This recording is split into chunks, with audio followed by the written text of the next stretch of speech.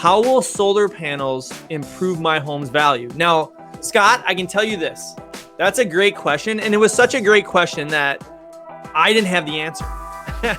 And at the end of the day, when I don't have the answer, I have to reach out to my resources. And today I am reaching out to Andy Kim, who is the CEO of EVS Engineering, which is not a residential solar expert. Andy is actually a commercial solar expert. Andy has installed solar panels on his own home, and he has a couple other tricks up his sleeve that comes with solar. So Andy, thank you for coming on today. I'm really excited to have you on. Hi Murph, how you doing? Good. So Andy, give us a little insight. Give us your background first, because I think it's important that people understand your knowledge of solar. And again, I want to preface that you're not an expert when it comes to residential. You're more of an expert when it comes to solar and commercial. But give them a little background so they understand, we're talking to a guy that really understands solar today. Yeah, for sure. Yeah, so I've got a company, EVS. We are an engineering firm, and we design solar projects all over the country. So the projects we do are much larger scale. Sometimes these projects will be, 200-300 megawatts, which we're talking about, hundreds of acres of land being used. But we also do some commercial projects, which are rooftop. And so the whole reason why I have solar on my roof here at my house in Chanhassen is, well, I'm in the industry. I'm passionate about solar. I love technology, and financially it made a lot of sense. So it was a no-brainer, and so it was 2 years ago that I started the process, and then I got it up and running last year. So Andy, one of the things I want to ask you is, obviously you have solar on your home. Did you put solar on your home just because you're an expert and obviously you know a lot more than the average person? Or did you get incentivized by the government and some of these incentives that are out there? And maybe you can enlighten us on some of these incentives, because I don't really know much about them, but I've heard about them. Yeah.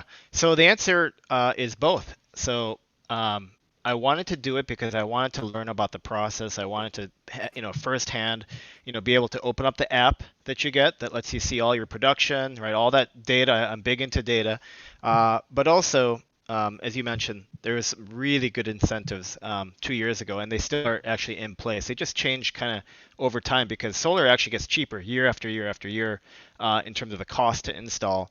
So the incentives kind of match, right? Because they don't need to provide as much incentive. But the big incentive is what they have 2 years ago was a 30% tax credit, meaning, my system was actually pretty expensive. I put a pretty big system on. It was almost $30,000, but then in my last tax return, I got a $10,000 credit back.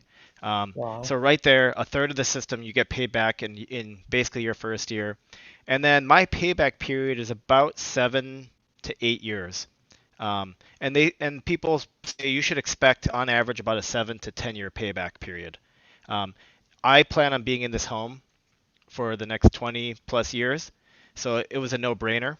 I think we'll talk about it a little later, but I also drive an electric vehicle. Hopefully we'll have a second electric vehicle for my wife within a year.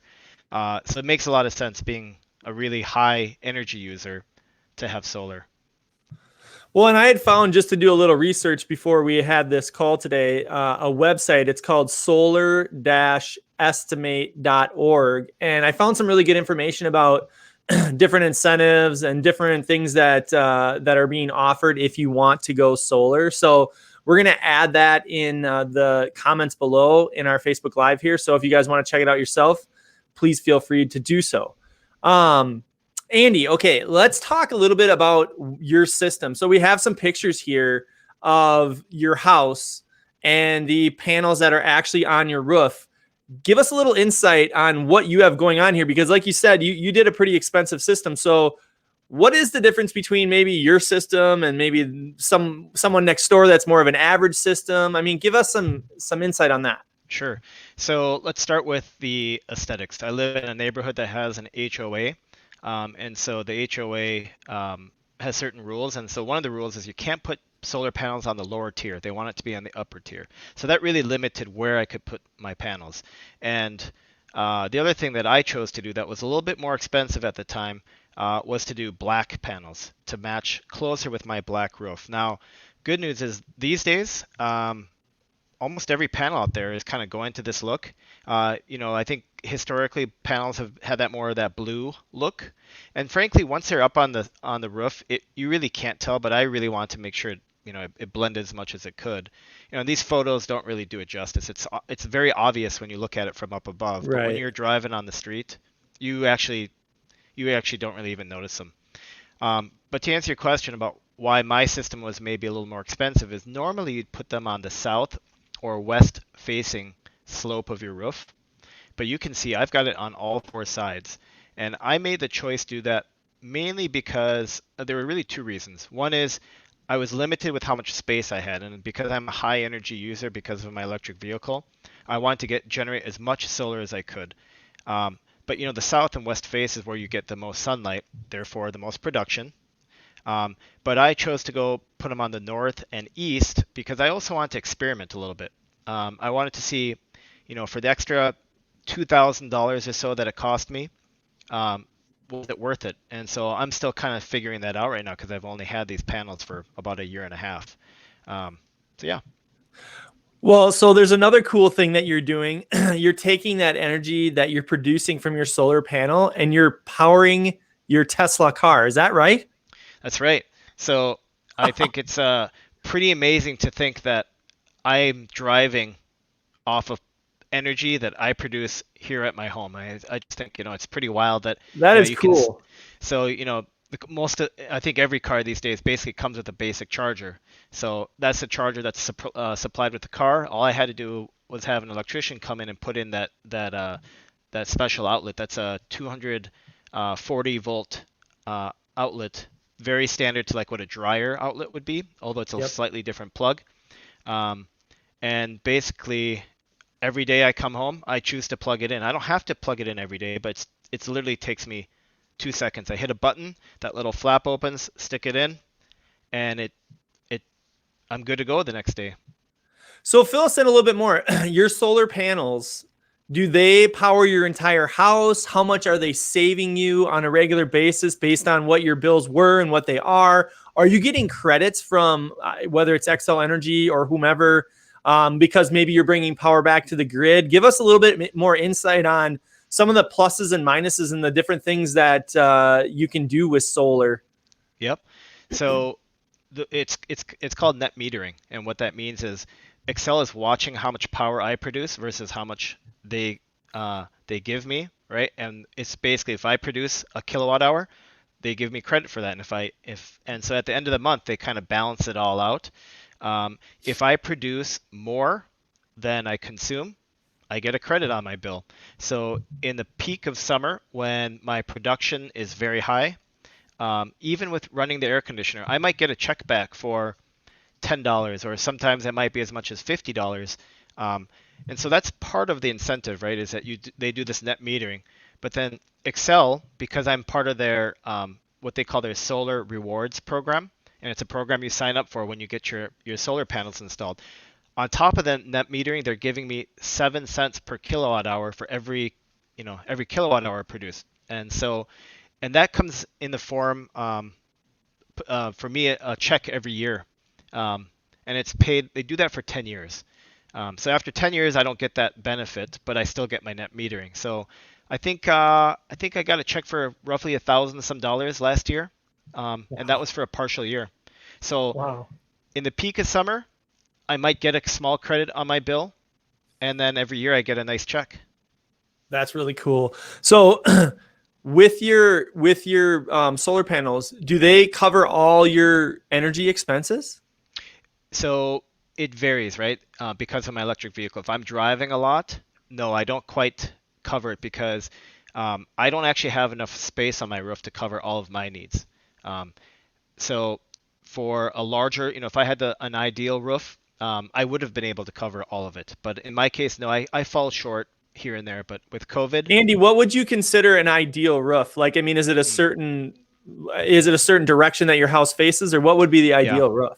south facing, west facing, um, you know, the pitch is also important. I don't recall off the top of my head, um, but with minimal obstructions. You don't want to have chimneys, roof stacks all Right. over the place. Right.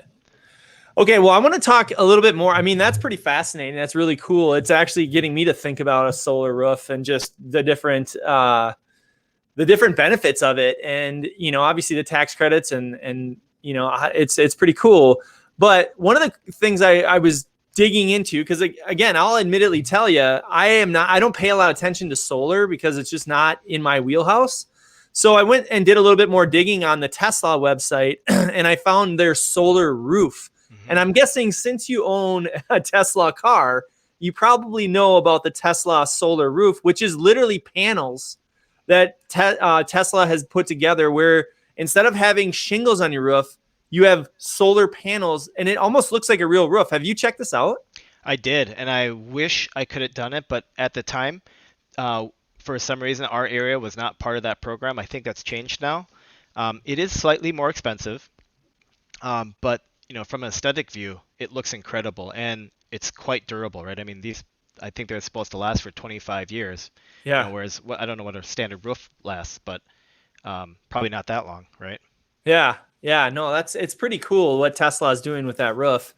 So again, we're going to add that link, tesla.com and /solar roof.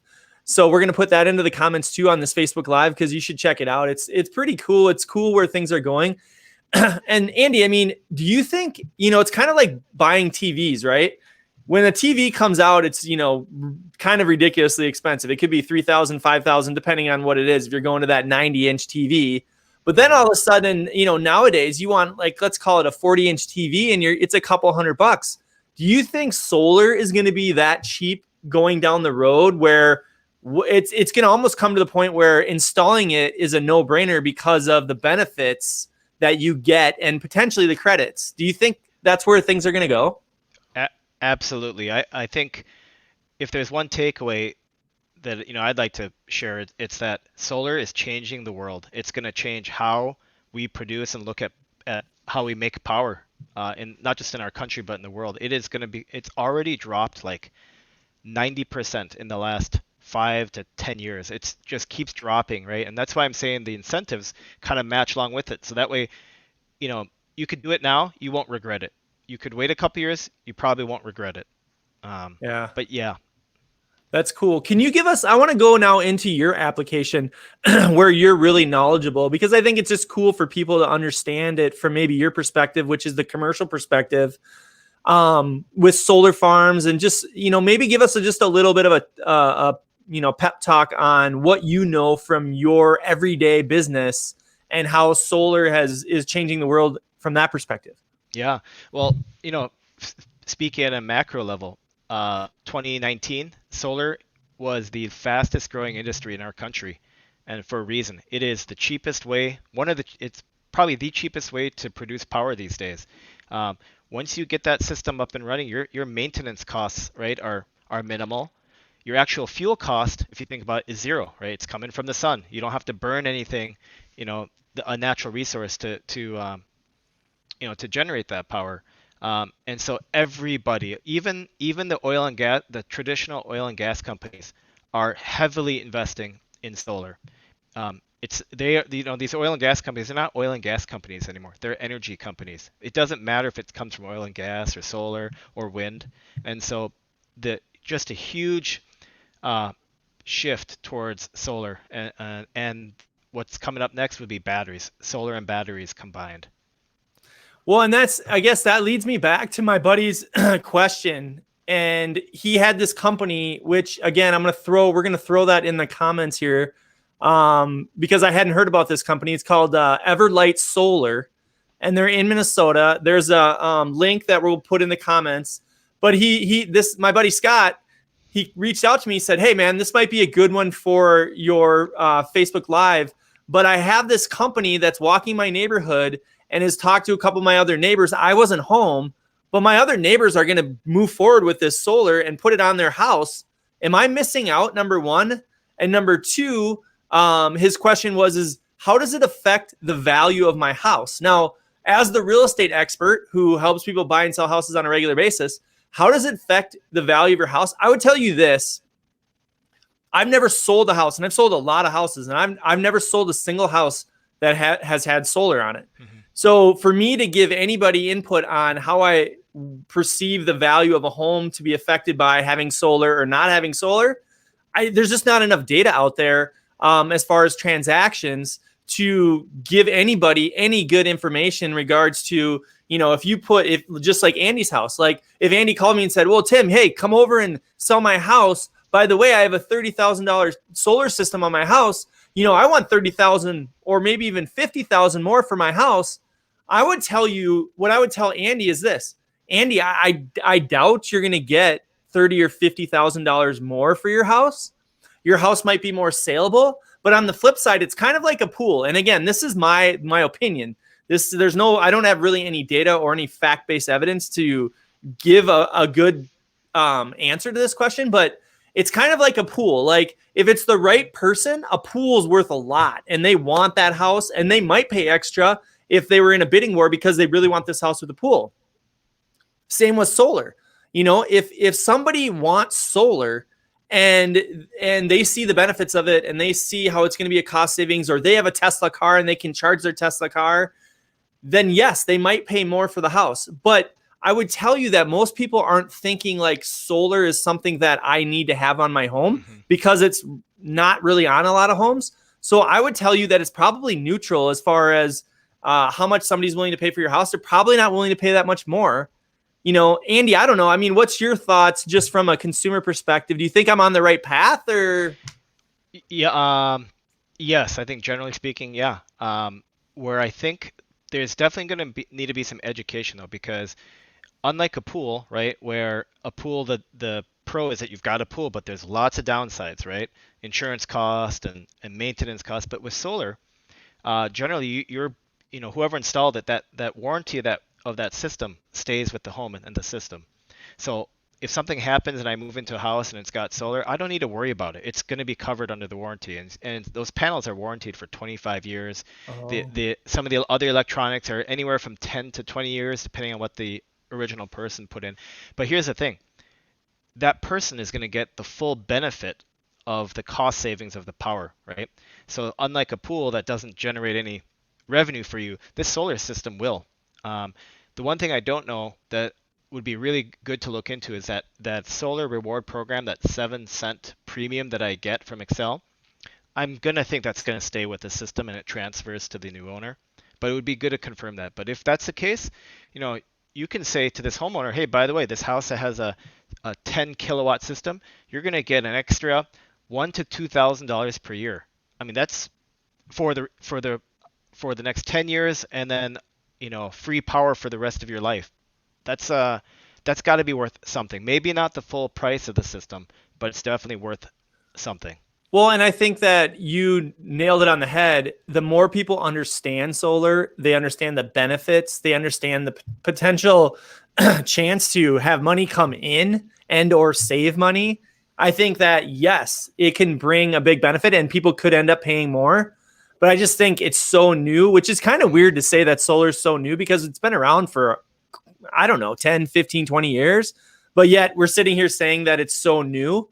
But I think it is because it's cheaper and cheaper to put on and install, and people are becoming a lot more aware of environmentals, of our weather, and everybody is just becoming a lot more aware of that. I think that solar will be on more and more homes moving forward. So I think it will give us more data to give Scott a better answer of, yeah, Scott, you know what? This is how solar affects the saleability of a house. But Scott, thanks a lot. It was a great question. And it was such a great question that I had to bring on Andy because he's more of an expert than I am. And Andy, I just want to thank you for coming on today. It was really cool to have you on and share some of the insight that you have when it comes to solar. Yep. Thanks, Murph.